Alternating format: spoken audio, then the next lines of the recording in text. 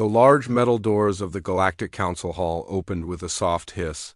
Ambassador Lisa Carter walked through them, her black shoes clicking on the smooth floor. Behind her came three other humans. Captain Jake Morrison wore his military uniform with all its medals. Dr. Helen Brooks carried a datapad full of scientific reports. Commander Ryan Walsh stayed close to the group, his eyes watching everything around them. The hall was huge. Hundreds of different alien beings sat in curved rows that went up to the ceiling. Some looked like walking crystals that sparkled in the light. Others had many arms and eyes. A few seemed to be made of pure energy, glowing softly in their seats. The air smelled strange, like metal and flowers mixed together. Lisa felt nervous, but tried not to show it. This was the third time in 3 years that humans had come here. Each time before they had been told no. But they had to keep trying. Earth needed to be part of the Galactic Council. Without it, humans would always be alone in space. She walked to the speaking area in the center of the hall. A small platform rose from the floor when she stepped on it. Now she could see all the alien faces looking down at her. Some seemed curious.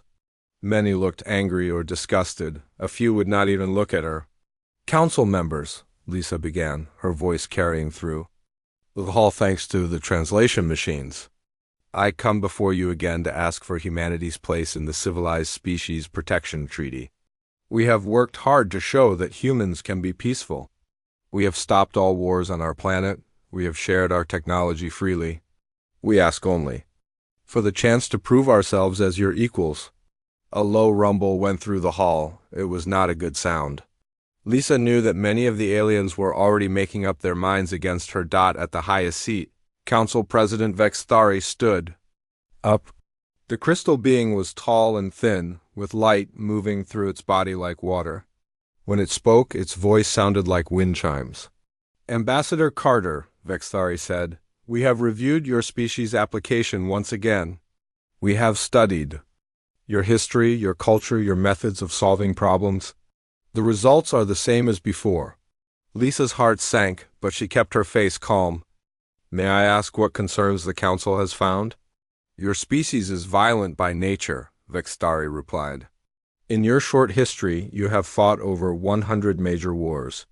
You have weapons that can destroy entire planets. Even now, when you claim to be peaceful, every human ship carries weapons. Your soldiers train constantly for battle. This is not the way of civilized beings." Captain Morrison stepped forward. "With respect, President Vexthari, we carry weapons to protect ourselves." "And others?" "We train for battle because we have learned that peace must sometimes be defended." "Exactly," said another voice. Ambassador Creedle of the Harmony Collective floated down from his seat. He looked like a jellyfish made of light. "You think violence is the answer to problems? We have evolved beyond such crude methods. We solve disputes through discussion, through understanding, through patience." "But what if discussion fails?" Dr. Brooks asked. "What if someone attacks innocent people? What if talking is not enough?" "Then we find other ways," Creedle replied. "We have not had a war in our space for over 1,000 years. All problems can be solved without violence if one is wise enough." Lisa looked around the hall. She could see that most of the aliens agreed with Creedle. They believed that humans were too dangerous, too quick to fight. They did not understand that sometimes fighting was necessary. "We do not seek war," Lisa said. "We seek only to protect those who cannot protect themselves. Is this not what civilized beings should do?" "Protection through violence is not protection at all," Vexthari replied. "It is conquest disguised as heroism. Your species has shown this pattern repeatedly. You enter conflicts claiming to help, but you always end up controlling the situation through force." Commander Walsh spoke up. "That is not true. We have helped many species without asking for anything in return. We have shared our medical knowledge, our technology, our resources." "Yes," said another alien voice. This one came from Diplomat. Zenfar of the Peaceful Worlds Union. He looked like a large flower with dozens of petals. "But you always do so with weapons ready. You help with one hand and threaten with the other." This is not true generosity, Lisa felt frustrated. Everything humans did was seen in the worst possible light. When they prepared for danger, they were called violent. When they helped others, they were called controlling. When they stood up for what was right, they were called aggressive. What must we do to prove ourselves? Lisa asked. Vexthari's light pulsed slowly. You must evolve beyond your savage nature. You must learn to solve problems without violence. You must show that you can be truly peaceful, not just pretend to be peaceful while preparing for war. And how long will this take? Dr. Brooks asked. Perhaps 1,000 years, Vexthari replied. Perhaps 10,000. Evolution cannot be rushed. The hall fell silent. Lisa felt the weight of all those alien eyes on her. She knew the vote would go against them again. But she had to try one more time. Council members, she said, I ask you to consider this. We humans may be young and rough around the edges. We may solve problems differently than you do. But we care about right and wrong. We are willing to sacrifice for others. We believe that freedom and safety are worth defending. Are these not the values that civilized beings should have? For a moment, Lisa thought she saw some of the aliens nodding. But then Vexthari spoke again. The vote will now be taken. All in favor of admitting humanity to the Civilized Species Protection Treaty. The hall's computer system counted the votes instantly. The result appeared on a large screen above the speaking area. 0 votes in favor, 12 abstentions. 237 votes against. Lisa closed her eyes for a moment. When she opened them, she looked directly at Vexthari. We will continue to try, she said. We will not give up hope that someday you will see us as we truly are. We see you exactly as you are, Vexthari replied. That is the problem.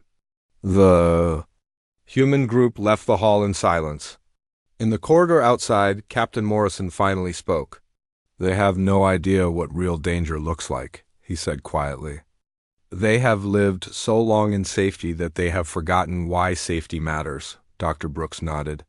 Every species here evolved on easy worlds. No big predators, no harsh weather, no real challenges. They never had to fight for survival. Lucky. Them, Commander Walsh said. But what happens when their luck runs out? Lisa did not answer. She was thinking about Earth, about the billions of humans who depended on their leaders to keep them safe. The Council might not want humanity's protection, but humans would keep trying to earn their place among the stars. They walked to their ship in silence. Around them, the space station buzzed with activity. Alien traders sold strange goods in. The markets, diplomatic ships came and went. The galaxy was full of life and wonder, but for humans, it was still a lonely place. They were the outsiders, the ones who did not fit in. They were the species that everyone else feared and avoided. As their ship left the station, Lisa looked back at the massive structure. Somewhere in there, 237 different species had just declared that humans were not civilized enough to be their equals. Maybe they were right. Maybe humans were different. Maybe they were more violent, more aggressive, more willing to fight, but Lisa could not help thinking that someday those same species might need someone who was willing to fight for them, and when that day came, who would answer their call? 3 months had passed since the humans left the council chambers in defeat. Lieutenant Casey Adams sat at her station on the outer rim monitoring post, watching the endless stars through the large windows. Space Station Gamma 7 was quiet tonight. Most of the crew was sleeping and only a few people remained on duty. Casey liked the night shift. It was peaceful, as she could think clearly without all the daytime noise and chatter. She was young, only 25, but she had already spent 3 years listening to the sounds of deep space. She knew every beep and hum that the equipment made. Tonight felt different somehow. The stars seemed brighter, and the usual background static from the communication arrays had a strange quality to it. Casey checked her instruments twice, but everything showed normal readings. Then the alarm sounded. The sharp electronic tone filled the control room, making Casey jump in her chair. She quickly turned to her communication console, her fingers flying over the controls. A red light was flashing on the emergency frequency monitor. What do we have? asked Commander Paul Turner as he hurried into the control room. He was a big man with gray hair and tired eyes. He had been in charge of Station Gamma 7 for 8 years, and Casey had never seen him look worried before. Tonight, he looked worried. "Sir, I'm picking up a distress signal," Casey reported. "It's weak, but it's definitely using the universal SOS coding." Commander Turner moved to stand behind her chair. "Where's it coming from?" Casey worked at her console, running the signal through the computer systems. "The Kepler 442 system, sir. That's deep in Council space, about 6 days' travel from here." "Any identification on the sender?" "Working on it, sir." Casey's fingers moved quickly over the controls. The computer analyzed the signal patterns, comparing them to known ship signatures. "Got it. Colony ship Prosperity, registered to the Zelonian. Republic passenger manifest shows 12,000 civilians on board." Commander Turner frowned. The Zelonians were one of the species that had voted against humanity's council membership. They were peaceful traders who had never been in a war. Their ships were built for comfort and cargo, not for fighting. "Put it through the speakers," he ordered. Casey adjusted the controls, and suddenly the control room filled with strange sounds. It was like wind chimes mixed with musical notes, but there was fear in the melody. The universal translator worked to convert the Zelonian language into English. "Emergency ... unknown hostile forces ... colony ship under attack, life support systems failing ... please respond. Anyone who can hear this." The voice stopped, replaced by crackling static. Then it started again, more desperate this time. "This is colony ship Prosperity. We are under attack by unknown vessels. Our weapons are offline. We have families aboard ... children ... please help us." Commander Turner's face went pale. "Casey, send this immediately to Earth Command. Full priority. Include all signal data and location information." "Yes, sir." Casey's hands were shaking slightly as she prepared the transmission. She had never heard real fear like this before. The Zelonians were known for being calm and logical, but this voice was full of terror. "Sir," called out technical specialist Amy Rodriguez from across the room. She was monitoring the council communication networks. "I'm checking all council. Military frequencies. There's no response to the distress call." Commander Turner looked surprised. "Nothing? Are you sure?" "Positive, sir. The signal has been broadcasting for 3 hours now. Every council species should have received it by now, but there's no military response from anyone." Casey felt sick to her stomach. 12,000 people were dying out there, and nobody was coming to help them.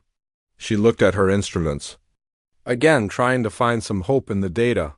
"Commander," she said slowly, "I'm tracking the nearest council forces. The Zelonian Defense Fleet is at their home system, 5 days away. The Council Emergency Response Division is conducting training. Exercises near the Vega system. That's 7 days travel time." "What about other species' military forces?" Amy checked her screens. "The Harmony Collective has 3 ships at the Tau Ceti station, 4 days out. The Peaceful Worlds Union has a patrol group 2 days away, but they're moving in the opposite direction." Commander Turner stared at the tactical display showing the locations of various military forces. Red dots marked council ships, blue dots showed human vessels, and the flashing yellow dot in the center represented the dying colony ship. "What's our closest asset?" he asked quietly. Casey ran the calculations. "The battlecruiser Defiant, under Captain Alex Foster. They're conducting routine patrol along the border zones. If they push their engines to maximum, they could reach the Prosperity in about 2 days." 2 days, Commander Turner repeated. "What's the Prosperity status?" Casey listened to the ongoing transmissions, using the computer to analyze the technical data mixed in with the pleas for help. "Life support is failing rapidly, sir. Hull breaches on multiple decks. Based on their power consumption readings, I'd estimate 18 hours before complete system failure." The control room fell silent except for the continued distress calls crackling through the speakers. Commander Turner stood perfectly still, his mind working through the implications. "Sir," Amy said carefully, "the Defiant is technically outside Council space, but responding to that call would mean crossing the border without permission. That could be considered an act of war. I know, Commander Turner replied. But 12,000 people are going to die if nobody helps them. Another transmission burst through the static. This time the voice was different, younger, and more frightened. This is Engineering Officer Kethva aboard the Prosperity. We've lost main power to life support. Emergency systems are failing. We have hull breaches on decks 7 through 12. The attackers are still out there, watching us die. If anyone can hear this ... we have children aboard. Hundreds of children, please ... done one ... done anyone. Casey wiped tears from her eyes. She had never met a Zelonian, but she could hear the desperation in the young engineer's voice. Those were real people out there, families with children, dying alone in the dark. Commander, she said, what are we going to do? Commander Turner was quiet for a long moment. Then he activated his personal communication system. This is Station. Gamma 7 calling Earth Defense Command. Priority Alpha, I need to speak with Admiral Hayes immediately. While they waited for the connection, another message came through from the Prosperity. This one was barely audible through the static and interference. Life support down to 6 hours. Attackers still present. They're not trying to destroy us. They're watching us die slowly. ... This is deliberate. They want us to suffer. Casey felt anger rising in her chest. What kind of creatures would torture innocent civilians like this? What kind of monsters would attack a colony ship full of families? This is Admiral Hayes, came a voice through the communication system. Commander Turner, what's your status? Admiral, we've intercepted a distress call from a Zelonian colony ship. 12,000 civilians under attack, life support failing. No council response. Send me all the data, Admiral Hayes ordered. I'll review it and get back to you within the hour. As they transmitted the information to Earth Command, Casey continued monitoring the Prosperity signals. The transmissions were getting weaker, and she could hear the fear growing in the voices of the survivors. Commander, Amy reported, I'm monitoring all Council government frequencies now. The Zelonian government has formally requested emergency assistance from the Council. But the Council Emergency Committee is tied up in session. What kind of session? Commander Turner asked. Trade negotiations, sir.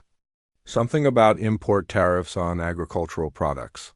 Commander Turner's face showed his disgust. Trade tariffs. While 12,000 people die? Casey looked at the tactical display again. The blue dot representing the Defiant was so close to the yellow dot of the dying colony ship. 2 days' travel. Less than 50 hours. But the Prosperity only had 6 hours of life support left. Unless someone acted soon, those 12,000 people would die alone in the dark, abandoned by the very civilization that was supposed to protect them. Sir, Casey said quietly, what if we were the ones in trouble? What if it was a human colony ship sending that distress call? Commander Turner looked at her with sad eyes. Then we'd be just as dead, Lieutenant. Because according to the Council, we're not civilized enough to deserve their help. The distress calls continued through the night, growing weaker with each transmission. And somewhere out there in the darkness, 12,000 people waited for someone to care enough to save them.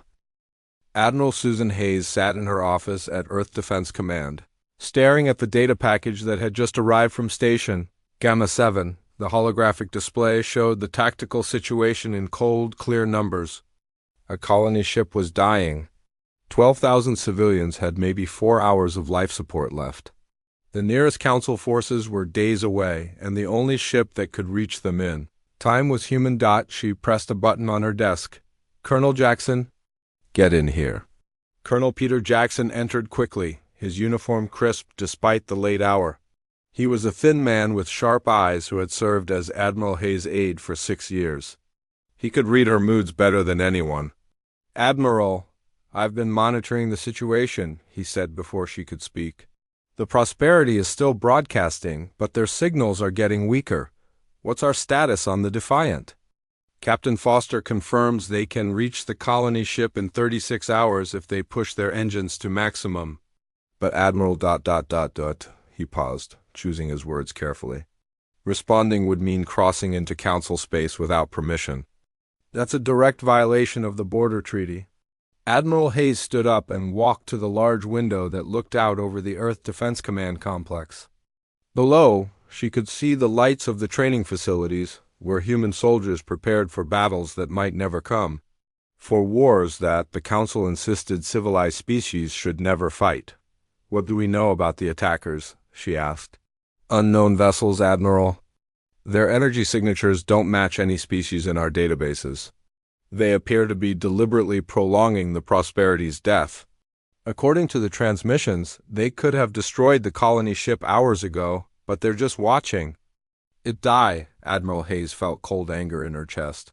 She had seen cruelty before, but this was something else. This was torture on a massive scale. "Any word from the Council?" Colonel Jackson checked his datapad. "The Zellonian government has filed 17 different emergency requests. The Council Emergency Committee is still in session, but they're debating proper procedures for responding to attacks by unknown forces." "Procedures," Admiral Hayes repeated slowly. "They're debating procedures while people die." "Admiral, there's something else. I've been monitoring all Council military communications. 3 different species have forces close enough to help, but none of them are moving. The Harmony Collective says they need Council approval before entering a combat zone. The Peaceful World's Union is waiting for a diplomatic solution. The Crystal Federation is concerned about provoking the attackers." Admiral Hayes turned back to her desk and activated the secure communication link. Captain Foster's face appeared on the screen, his expression serious. "Admiral, I've been tracking the situation. My crew is ready to respond immediately." "Alex, I need you to understand what we're dealing with here. If we send you in, it's not just a rescue mission. It's a political nightmare. The Council will see it as humans interfering in their affairs. They might use it as proof that we're too aggressive to be trusted." Captain Foster's jaw tightened. "With respect, Admiral, I don't care about politics right now. There are 12,000 people dying out there, including children. If we don't help them, who will? The Council forces might still respond. In 4 days, Admiral. The Prosperity will be dead in 4 hours." Admiral Hayes looked at the tactical display again. The blue dot of the Defiant was so close to the yellow dot of the dying colony ship. One order from her, and Captain Foster would race to the rescue. But that order would change everything. "Admiral," Colonel Jackson said quietly, "I'm receiving updated casualty reports from the Prosperity. They've lost over 300 people already. Life support is failing on 7 decks." Another voice came through the communication system. It was Lieutenant Casey Adams from Station Gamma 7. "Admiral, I'm sorry to interrupt, but I think you need to hear this latest transmission." The speakers crackled with static, then cleared to reveal a young voice speaking in broken universal. Standard. It was a child, maybe 8 or 9 years old. "Hello? Is anyone there? This is Kara. I'm scared. The lights keep going out, and it's getting hard to breathe. My mom says help is coming, but I don't see any ships. If you can hear me, please come. I don't want to die." The transmission ended, leaving Admiral Hayes' office in terrible silence. She closed her eyes and thought about her own daughter, safe. At home on Earth, what would she want someone to do if her child was the one sending that message? "Admiral," Captain Foster said from the screen, "permission to speak freely?" "Go ahead." "The Council calls us savages because we're willing to fight. They say we're not civilized because we prepare for war. But what's civilized about letting children die while you debate procedures? What's savage about risking your life to save others?" Admiral Hayes opened her eyes and looked at the tactical display one more time. The numbers were simple. The Defiant could save those people. No one else could reach them in time. "Colonel Jackson, what's the worst-case scenario if we intervene?" "The Council could declare it an act of war. They could ban all human ships from their space. They could unite against us and try to force us back to Earth. And if we don't intervene, 12,000 people die, including children." Admiral Hayes had spent 30 years in the military. She had made hard decisions before. But this was different. This wasn't about strategy or politics. This was about right and wrong. Captain Foster, you are hereby ordered to respond to the civilian distress call using all necessary force to preserve life. Get those people to safety. Understood, Admiral. What about the diplomatic consequences? I'll handle the politics. You handle the rescue. Captain Foster nodded. Defiant is changing course now. We'll be there in 36 hours. As the communication link closed, Colonel Jackson looked worried. Admiral, the Council is going to be furious. They might use this as proof that humans can't be trusted. Let them, Admiral Hayes replied. At least we'll be able to sleep at night. She activated her personal communication system and sent a message to Ambassador Carter at the diplomatic mission. The message was simple. Humanity is about to show the galaxy what civilization really means. Then she called her senior staff to an emergency meeting.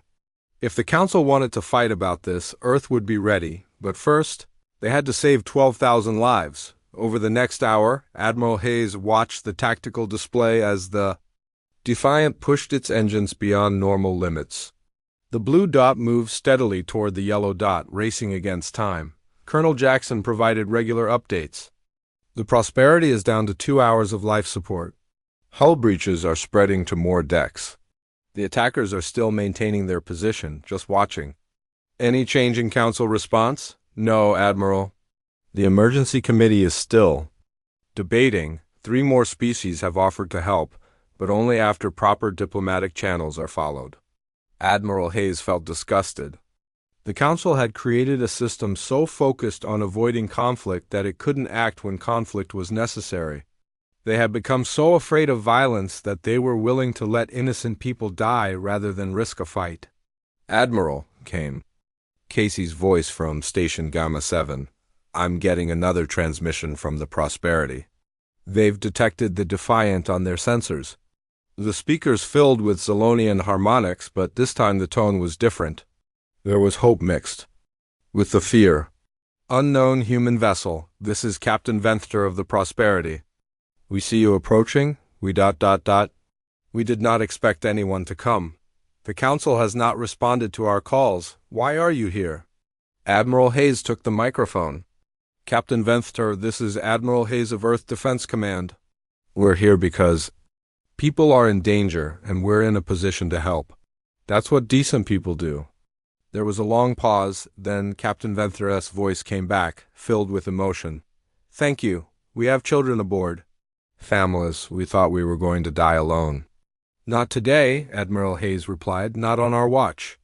As the Defiant raced toward the dying colony ship, Admiral Hayes knew that this moment would change everything. The Council would have to decide what was more important, their rules or their principles, their procedures or their humanity. And if they chose wrong, at least 12,000 people would be alive to see it. The Defiant dropped out of hyperspace with a flash of blue light. Captain Alex Foster stood on the bridge, his eyes fixed on the main screen. What he saw made his stomach turn. The Prosperity was barely recognizable as a ship.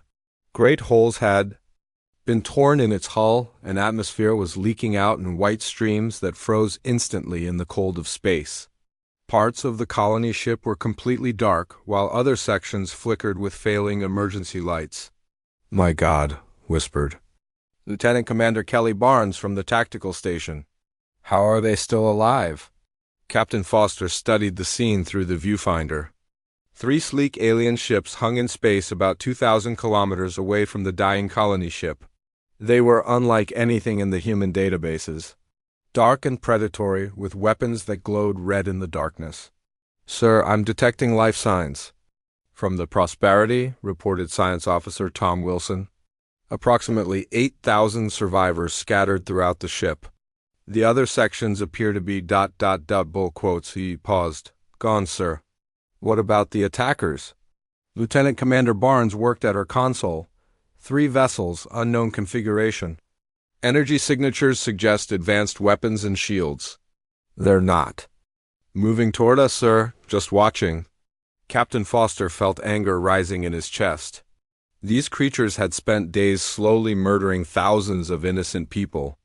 They could have destroyed the Prosperity quickly if they wanted to. Instead, they had chosen to make it suffer. Open a channel to the Prosperity, he ordered. The main screen flickered, then showed the interior of what looked like a damaged control room. A tall, thin alien with blue skin and large eyes appeared. His face was marked with cuts, and his clothes were torn. This was Captain Venther. Human vessel, Venther said, his voice shaking with emotion. I cannot believe you came. We have been sending distress calls for 4 days. No one answered except you. Captain Venther, this is Captain Foster of the Earth battlecruiser Defiant. We're here to help. What's your current status? Life support is failing on most decks. We have wounded who need medical attention immediately. Our engines are destroyed, and we cannot move. The attackers have been playing with us. They disable our systems one by one, then watch us try to repair them. Captain Foster's hands clenched into fists. Can you identify the attackers? We do not know who they are. They appeared 4 days ago and demanded our cargo. When we tried to call for help, they began their attack. They seem to enjoy our fear. Sir, Lieutenant Commander Barnes interrupted.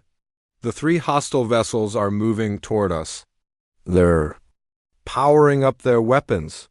Captain Foster turned to his crew. Red alert, all hands to battle stations. Shields up, weapons ready. The bridge filled with the sound of alarms and running feet. The defense crew had trained for this moment, but they had never faced unknown enemies before. They knew human ships and human tactics, but these aliens were different. Sir, incoming transmission from the lead attacker, reported Communications Officer Lisa Murphy. Put it through. The screen showed a creature that looked like a nightmare. It had multiple eyes, sharp teeth, and skin that seemed to move like liquid. When it spoke, its voice was like grinding metal. Human ship, you do not belong here. Leave now, or we will add your wreckage to our collection. Captain Foster stepped forward. I am Captain Foster of the Earth vessel Defiant. You will cease your attack on the civilian ship immediately and withdraw from this area. The creature made a sound that might have been laughter. Humans, we have heard of your species. The Council calls you savages, but you are merely prey pretending to be predators. Your small ship cannot threaten us. Try me, Captain Foster replied. The alien's multiple eyes focused on him. Very well. We will show you why civilized species fear to fight us. The transmission ended, and immediately the 3 alien ships opened fire. Beams of red energy lanced toward the Defiant, striking the shields with tremendous force. Shields holding at 70%, Barnes reported as the ship shook around them. Return fire? Target the lead vessel. All weapons, full spread. The Defiant's response was devastating. Quantum torpedoes and plasma cannons erupted from the human ship, striking the alien vessel's shields with precision. Captain Foster had learned to fight in the asteroid belt wars, where hesitation meant death. His crew had trained in the harsh realities of space combat. Direct hit on their forward shields, Barnes called out. They're down to 40%. The alien ship seemed surprised by the ferocity of the human attack. It veered away, apparently not expecting such a strong response. But the other 2 ships pressed their attack, confident in their superior numbers. Incoming missiles, Wilson warned. 4. No, 6 projectiles heading our way. Point defense systems, full spread. Foster ordered. The Defiant's defensive guns opened up, destroying most of the incoming missiles. But 2 got through, striking the ship's port side and sending shockwaves through the hull. Damage report, Foster barked. Shields down to 50%, minor hull damage on deck 4. Casualties are light, came the response from engineering. Chief Linda Martinez over the communication system. Sir, the 2nd alien ship is moving to flank us, Barnes reported. Foster studied the tactical display. The aliens were trying to surround him, using their superior numbers to overwhelm his defenses, but they had made one mistake. They thought humans fought like other Council species. Kelly, target the 2nd ship. Tom, prepare a spread of quantum. Torpedoes for the 3rd vessel? Lisa, send a message to the attackers. What should I tell them, sir? Tell them they picked the wrong species to threaten. The Defiant turned toward the 2nd alien ship, its weapons blazing. Human engineering. had created these weapons for one purpose: to destroy enemies quickly and efficiently. Unlike council species, humans had never forgotten that sometimes peace could only be achieved through superior firepower. The second alien ship tried to evade, but Captain Foster had anticipated its movement. The Defiant's weapons found their target, tearing through the alien's shields and striking its hull directly. "That ship is heavily damaged," Barnes reported with satisfaction. "They're falling back." But the third alien ship had moved into position behind the Defiant. Its weapons fired, striking the human ship's rear shields and causing massive damage. "Aft shields failing," Martinez reported from engineering. "We can't take many more hits." Like that, Captain Foster made a decision that no council species would have made. Instead of retreating or calling for reinforcements, he turned the Defiant directly toward the third alien ship. "Sir, you're heading straight for them," Barnes said, her voice worried. "I know. Prepare all forward weapons. We're going to ram them." If necessary, the alien ship seemed confused by this tactic. Council species never risked everything in a single attack. They preferred careful, measured responses that minimized casualties. But humans had learned that sometimes the only way to win was to be willing to lose everything at the last moment. Captain Foster ordered all weapons to fire at point-blank range. The Defiant's entire arsenal erupted toward the alien ship, overwhelming its defenses completely. The alien vessel exploded in a ball of white fire. "One down," Foster said grimly. The remaining two alien ships seemed to realize that they had seriously underestimated their opponents. The first ship, which had been damaged earlier, began broadcasting surrender signals. The second ship, seeing its companion's fate, decided that discretion was the better part of valor. "Sir, the damaged alien ship is requesting mercy," Murphy reported. "Tell them to withdraw immediately and never return. If I see them again, I'll finish what they started." Both alien ships retreated at maximum speed. Leaving the Defiant alone with the dying Prosperity, Captain Foster turned his attention back to the colony ship. "Venther, this is Foster. The attackers are gone. We're coming alongside to begin rescue operations." On the screen, the Zelenian captain was staring in amazement. "Captain Foster, how did you defeat them so easily?" "They had superior numbers and weapons." "Captain Venther, the Council calls us savages because we're willing to fight for what's right. Today I think that savagery just saved 12,000 lives." The rescue operation took 18 hours. Captain Foster watched from the Defiant's bridge as his crew worked alongside the Prosperity survivors, moving through the damaged sections of the colony ship like a well-trained team. Chief Engineer Linda Martinez led the repair crews through the worst damaged areas. She was a small woman with steady hands and a calm voice, and she treated the failing Zelonian ship as if it were her own. Her people shared their emergency supplies and equipment without being asked, working to stabilize the life support systems that kept 8,000 survivors alive. "How are we doing down there, Linda?" Foster asked through the communication system. "Better than expected, Captain. The Zelonians built this ship well. It took a lot of punishment, but the basic structure is sound. We should have life support restored to all sections within 6 hours." Foster nodded and turned to watch the medical teams. Dr. Nathan Cooper, the Defiant's chief medical officer, had set up an emergency treatment center in the Prosperity's main cargo bay. He worked alongside Zelonian medical staff, treating injuries with the same care he would show human patients. The sight was strange and wonderful. Humans and Zelonians working together, sharing resources and knowledge, helping each other survive. These were the same humans that the Council had called too savage to be trusted. These were the same humans that other species feared and avoided. "Captain Foster," came a voice from the communication system. It was Captain Venther calling. "From the Prosperity's damaged bridge. May I speak with you?" "Of course, what do you need?" "I need to understand something. Your species has no treaty obligations to us. In fact, the Council has repeatedly rejected your membership applications.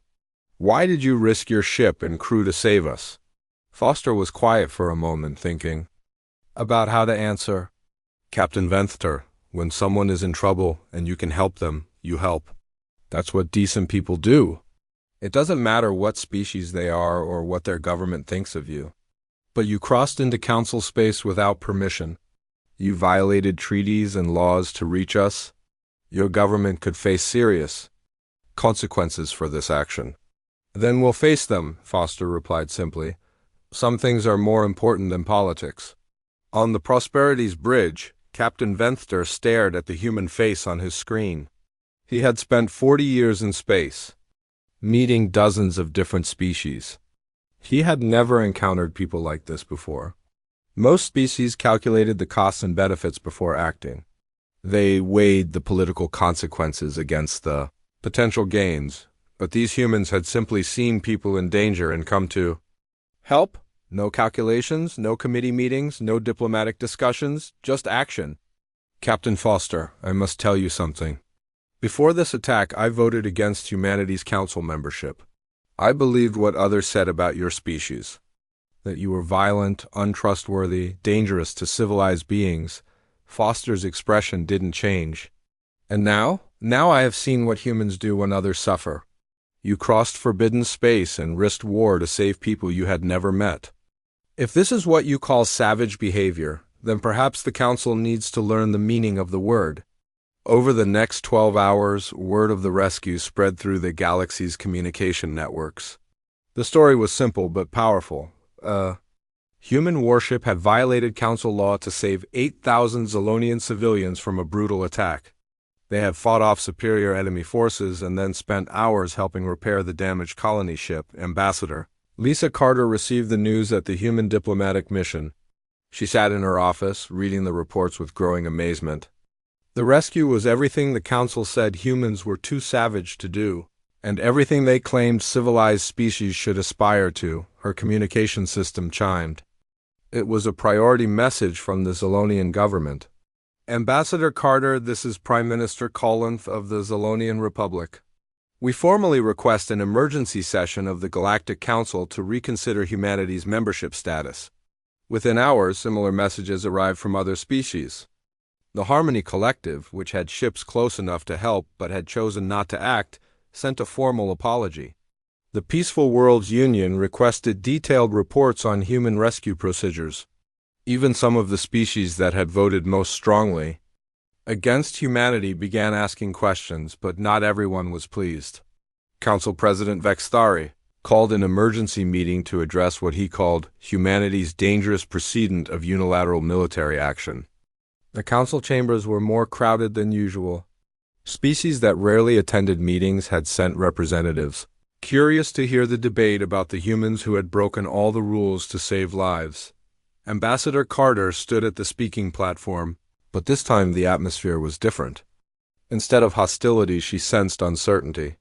The council members were struggling with a contradiction they had never faced before.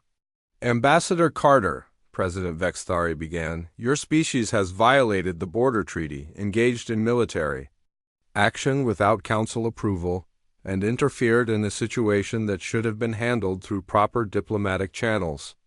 President Vexthari, Carter replied calmly, my species saved 8,000 innocent lives. We acted when no one else would. That is precisely the problem, Vexthari continued. Your species acted without consulting the proper authorities. You decided unilaterally what was right and wrong. This is exactly the kind of dangerous behavior that proves humans are not ready for civilized society. A new voice spoke from the gallery. It was Captain Venther, who had been invited to testify about the rescue. President Vexthari, with respect, I disagree. My ship broadcast distress calls for 4 days. 17 different council species received those calls. Military forces from 8 different civilizations were within range to respond. None of them moved to help us. The council chamber fell silent. This was not information they wanted to hear. The proper procedures were being followed, Vexthari replied stiffly. The emergency committee was reviewing all available options. The emergency committee was debating trade tariffs, Captain Venther said bluntly. While my people died, your civilized procedures kept help from reaching us. Only the humans acted. Ambassador Creedle of the Harmony Collective stood up. Captain Venther, we wanted to help, but we could not violate council protocols without proper authorization. So you chose to follow rules instead of saving lives? Venther replied. How is this more civilized than what the humans did? The question hung in the air like a challenge. Several council members shifted uncomfortably in their seats. Ambassador Carter seized the moment. Council members, for years you have told us that we are too violent, too willing to fight, too quick to act without considering all consequences. You have said that true civilization means avoiding conflict at all costs. She paused, looking around the chamber at the hundreds of alien faces. But what happens when avoiding conflict means letting innocent people die? What happens when your procedures and protocols become more important than the lives they are supposed to protect? The humans you call savages crossed forbidden space and risked war to save people they had never met. They asked for nothing in return. They expected no reward. They simply saw suffering and acted to stop it. Another voice spoke from the gallery. It was Dr. Helen Brooks, who had been part of the original human delegation. Council members, you fear humanity because we are willing to fight, but we do not fight for conquest or glory. We fight to protect those who cannot protect themselves.